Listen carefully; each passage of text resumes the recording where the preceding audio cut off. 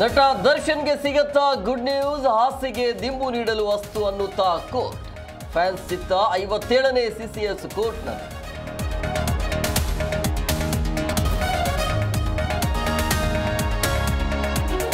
ಕಿರುಕುಳ ಸಹಿಸಲಾರದೆ ಗ್ರಂಥಪಾಲಕ ಆತ್ಮಹತ್ಯೆ ಶಂಕೆ. ಪಿಡಿಒ ಗೀತಾಮಣಿ ವಿರುದ್ಧ ಆರೋಪ. ನೆಲಮಂಗಲದ ಕಳಲುಘಟ್ಟ ಗ್ರಾಮದಲ್ಲಿ ಘಟನೆ.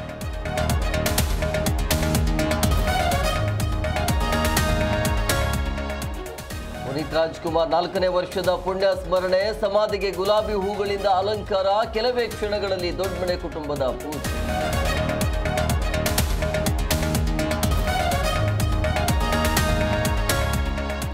ಇಂದು ಭಾರತ ಆಸ್ಟ್ರೇಲಿಯಾ ಮೊದಲ ಟಿ20 ಪಂದ್ಯ. ಆಸೀಸ್ ಮಣಿಸಲು ಯಂಗ್ ಇಂಡಿಯಾ ಸಜ್ಜು.